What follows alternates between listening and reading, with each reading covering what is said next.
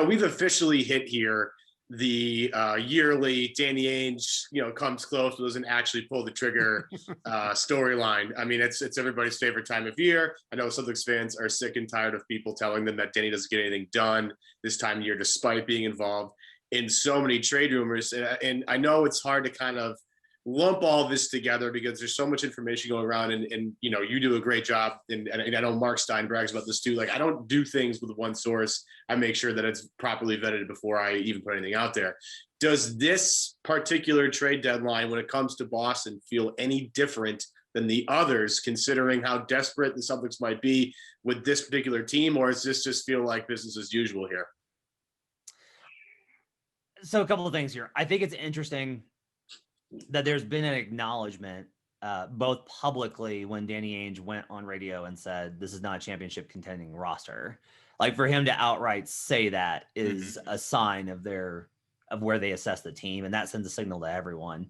Two, like, the executives I've talked to have said, like, yeah, it does seem like Boston is more willing to actually make a deal this time. There seems to be more urgency with the talks rather than the usual, well, you give us the world and we've got these like shiny pebbles that we can give you. So it seems like there's maybe some of that, but here's the other thing I'll say. Teams are also taking advantage of that perception, right? Like, I don't think the situation is different. I can tell you, like, one reason that I wanted to get multiple confirmation on this is the type of thing that you leak if you're trying to get the market up for Aaron Gordon, is that the Celtics offered 2 first-round picks and we're really close to a deal and the Celtics really want him. And I have reason to believe that all those things are accurate based off of the sources that I spoke with. But there's still that part of me that's like, these things evolve very quickly. And Boston, by the time that we're recording this, could have moved on. Like, that's one of the things that people don't understand about the trade deadline talks. So much of this stuff happens, and by the time that it gets reported, it's already over. Teams have already moved on. Like, 2 days ago, it was John Collins is the hottest name on the market, and all these teams are interested in him.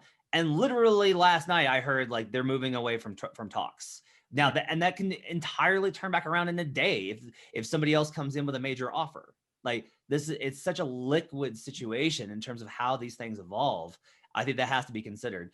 Do I think the Celtics make a deal? Yeah, I think I do. I have a hard time seeing that they are looking at this team, which is basically a 500 team with Tatum, with Brown playing the way that he is, the cupboard, like, they no longer have the Nets picks to fall back on, and just being like, yeah, that's good enough. I mean, I guess we're just going to be fine. That doesn't seem like the kind of thing that Ainge, that has never been the Celtics approach under Danny Ainge. So I expect them to be aggressive. We'll see if the price winds up right and if teams wind up playing ball and if they get the best offer out there. But I expect Boston to be on the phone right up until the deadline.